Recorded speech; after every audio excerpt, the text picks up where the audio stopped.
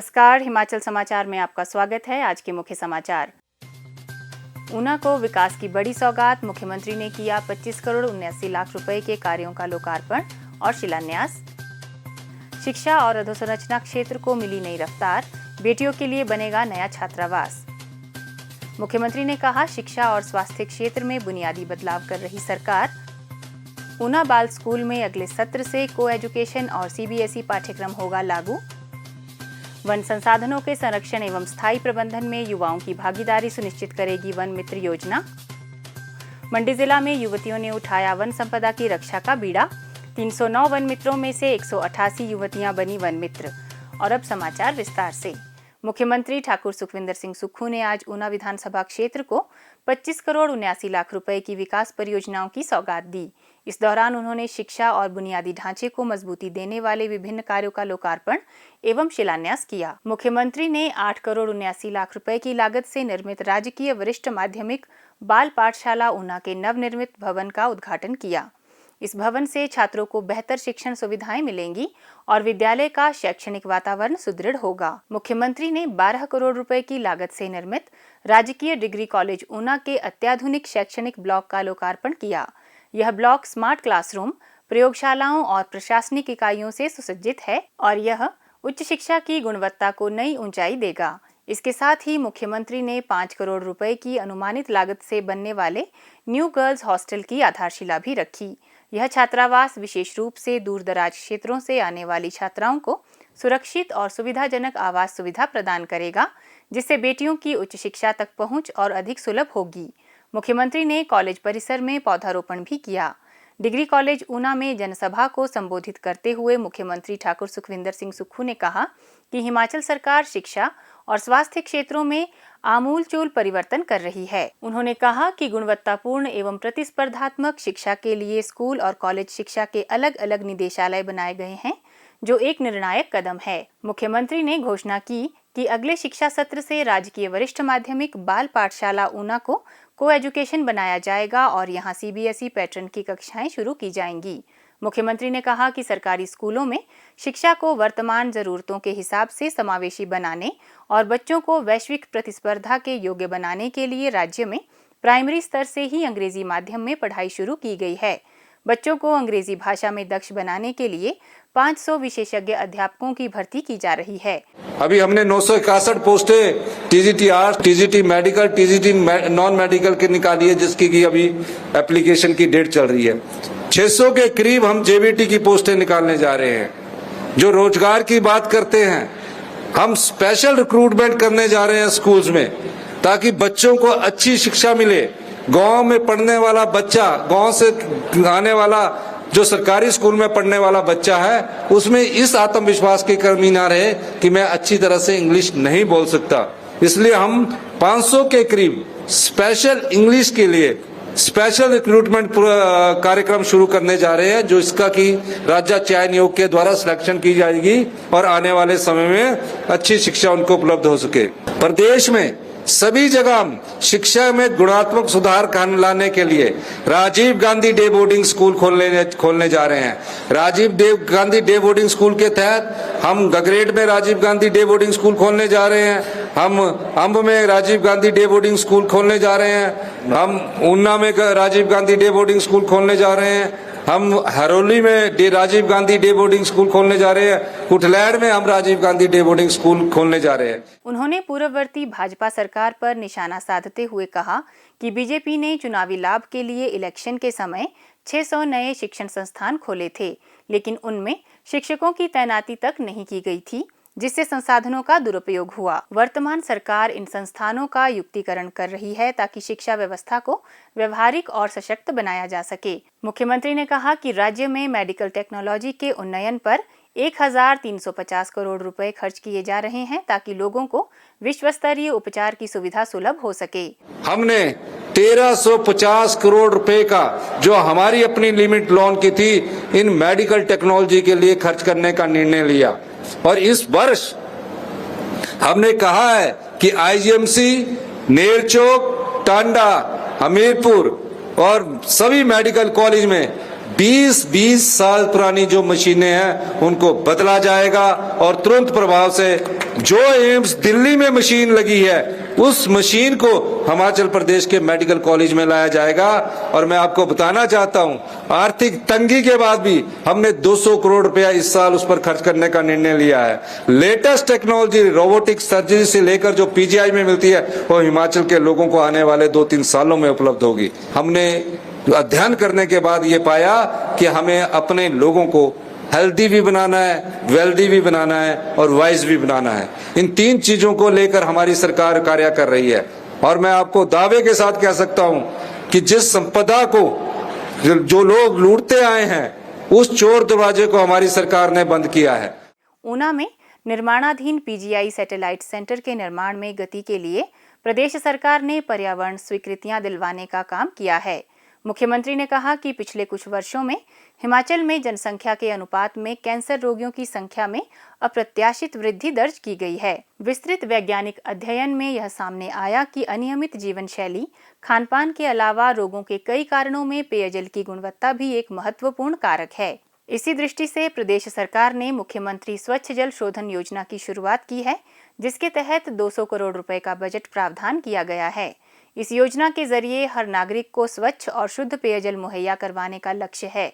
मुख्यमंत्री ने नशा और खनन माफिया से सख्ती से निपटने की प्रदेश सरकार की प्रतिबद्धता दोहराई। उन्होंने कहा कि सरकार चिट्टे के धंधे में लिप्त लोगों को जेल की सलाखों के पीछे पहुंचाएगी। हम युवाओं के भविष्य से खिलवाड़ नहीं होने देंगे। जो भी माइनिंग माफिया, जो भी चिट्टे के धंधे में सम्मिलित लोग, अधिकारी, सरकारी कर्मचारी है, कुछ समय बाद आप देखेंगे इस पर हमारी सरकार कड़े से कड़ा प्रहार करेगी। हम युवाओं की जिंदगी से खिलवाड़ नहीं होने देंगे। हम युवाओं को जो नशे की लत लगाने में सम्मिलित गिरोह है, लोग हैं, उनको हम जेल की सलाखों के पीछे भेजेंगे। और जिन्होंने नशे के माध्यम से अपनी संपत्ति कमाई है, जो भी नशे के माध्यम से जिसने अपनी प्रॉपर्टी को बनाया है, हमारी सरकार में इस मंच के माध्यम से कहना चाहता हूं, उस संपत्ति को जब्त करेगी या तो उसको गिरा देगी। क्योंकि नशे के माध्यम से जो युवा पीढ़ी को धकेल रहे हैं, हमारी सरकार उसके खिलाफ सख्ती से सख्त कार्रवाई करेगी। आपने देखा कि नशे से लड़ने के लिए विधानसभा में हमने सख्त कानून पास किया है, उसके रूल्स बन रहे हैं। और आने वाले 1-2 महीने में आप नशे के जो व्यापारी है उनके खिलाफ जेल की सलाखों में उनके संरक्षणकर्ता भी जाएंगे और नशे के व्यापारी भी जाएंगे। जो भी इस धंधे में लगा होगा उनको हम जेल की सलाखों के पीछे भेजेंगे। हमारे पास पूरी रिपोर्ट्स आ रही है, हम पूरी रिपोर्ट्स गैदर कर रहे हैं। हम कोई भी कार्रवाई करने से पहले उसके अंतिम स्तर तक जाना चाहते हैं कि कहां से नशा शुरू हो रहा है, कहां तक पहुंच रहा है, किस गांव में कौन नशा करता है। इसके खिलाफ हमारी सरकार सख्त से सख्त कार्रवाई करेगी। ठाकुर सुखविंदर सिंह सुक्खू ने कहा कि प्रदेश सरकार युवाओं को खेलों में अधिकतम भागीदारी के लिए प्रेरित कर रही है। उन्होंने बताया कि खेलों में पुरस्कार राशि में बढ़ोतरी की गई है और अब सरकार जल्द ही सभी स्कूल प्रधानाचार्यों को राष्ट्रीय और अंतर्राष्ट्रीय खेल आयोजनों में भाग लेने वाले विद्यार्थियों को उपस्थिति में छूट देने के लिए अधिकृत करने जा रही है। मुख्यमंत्री ने दोहराया कि वर्ष 2032 तक हिमाचल को देश का सबसे समृद्धशाली राज्य बनाने के लक्ष्य को लेकर सरकार पूरी प्रतिबद्धता से काम कर रही है। मुख्यमंत्री ने NSUI से जुड़े छात्रों से संवाद करते हुए कहा कि वे युवा अवस्था से संगठन से जुड़े रहे हैं और मेहनत व निष्ठा के बल पर आज इस स्थान तक पहुंचे हैं। मुख्यमंत्री ने कॉलेज में ऑडिटोरियम बनाने की मांग का व्यवहारिक विश्लेषण करने और उसके अनुरूप उपयुक्त निर्णय लेने का आश्वासन दिया।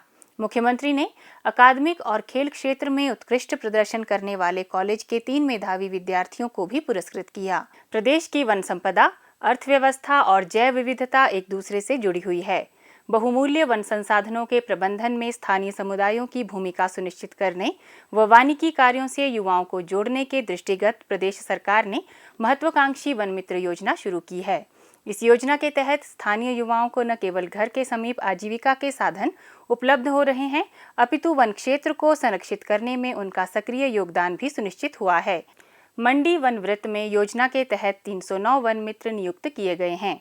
इनमें 18 से 25 वर्ष आयु वर्ग की 188 युवतियां एवं 121 युवक शामिल हैं। जिला में वन मित्रों के रूप में युवतियों की प्रभावी सहभागिता सामने आई है, जो प्रदेश सरकार की महिला सशक्तिकरण की नीति को भी सार्थक करती है। वन मित्र सरकार की इस योजना के लिए मुख्यमंत्री ठाकुर सुखविंदर सिंह सुक्खू और प्रदेश सरकार का आभार व्यक्त कर रहे हैं। करसोग क्षेत्र के शंकर देहरा की रहने वाली प्रशिक्षु वन मित्र आकांक्षा ठाकुर ने बताया कि उन्हें चुनौतियां पसंद हैं। जब वन मित्र योजना के बारे में पता चला तो उन्होंने वनों की सुरक्षा की चुनौती सहज स्वीकार कर ली। जो हमारा प्रमुख कार्य है वो जंगल बचाना है। हमारा पहला कार्य है जंगलों की रक्षा करना, और इसके साथ साथ ही हमें कुछ अन्य कार्य भी बताए गए हैं, जैसे कि नर्सरी में काम किस तरह से करना है और फायर लाइन को साफ कैसे करना है, और इसी तरह के जैसे पौधारोपण किस प्रकार से करना है। जो वन मित्र की नौकरी हम कर रहे हैं, हम अपनी इस नौकरी को और सच्ची निष्ठा से पूरी करेंगे और हम पूरी मेहनत और लगन से इस नौकरी को करेंगे। हिमाचल प्रदेश सरकार के द्वारा पहली बार ही हिमाचल प्रदेश में इस तरह की भर्ती वन मित्र जिन्हें नाम दिया गया, हिमाचल प्रदेश के यशस्वी मुख्यमंत्री माननीय श्री सुखविंदर सिंह सुक्खू जी के द्वारा करवाई गई है। मैं माननीय मुख्यमंत्री महोदय जी का बहुत बहुत आभार प्रकट करती हूँ। वन मित्र प्रियंका ने बताया कि वह पूरी निष्ठा से अपने दायित्वों का निर्वहन करेगी।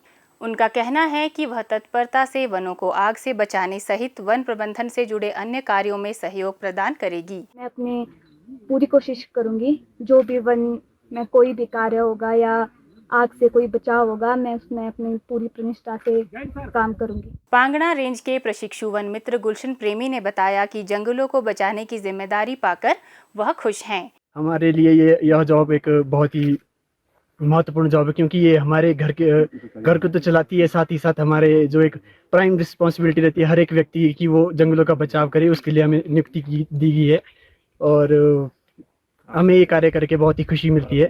जैसा कि आप जानते हैं कि जंगलों का बचाव करना बहुत ज़्यादा ज़रूरी है, तो जिस प्रकार हमें ट्रेनिंग में सिखाया गया है उसी प्रकार हम अब फील्ड में जाके वो सब कार्य करते हैं, और जो भी ऐसा कार्य जिससे हम जंगलों को बचा सकते हैं वो कार्य करते हैं। फायर सीजन में वन संपदा को अक्सर नुकसान होता है, मगर युवा पीढ़ी वन मित्र के रूप में इस अमूल्य संपदा को बचाने में अपना पूर्ण सहयोग देगी। वन मित्र वर्ष भर वन विभाग के सभी वानिकी कार्यों से जुड़े रहेंगे, जिसमें अग्नि सुरक्षा, वृक्षारोपण कार्य, राल दोहन और बचाव कार्य आदि शामिल हैं। इन्हें अपने गृह क्षेत्र अथवा पड़ोसी वन क्षेत्र में तैनात करने का प्रावधान है। वन संसाधनों के सतत प्रबंधन के लिए ग्राम पंचायतों, महिला व युवक मंडलों, पूर्व सैनिकों के निकायों, ग्राम वन विकास समितियों, अन्य समुदाय आधारित संगठनों, शैक्षिक संस्थानों और गैर सरकारी संगठनों जैसे जमीनी स्तर की संस्थाओं की भागीदारी में भी यह सहायता करेंगे। हिमाचल समाचार देखने के लिए सब्सक्राइब करें यूट्यूब चैनल हिमाचल समाचार, लाइक करें Facebook page information and public relations department Himachal Pradesh और सीएमओ हिमाचल, फॉलो करें x@DPRHP और सीएमओ हिमाचल, फॉलो करें इंस्टाग्राम @DIPR हिमाचल और सीएमओ हिमाचल, विजिट करें वेबसाइट www.himachalpr.gov.in। इस अंक में इतना ही, कल फिर होगी मुलाकात, दीजिए इजाज़त, नमस्कार।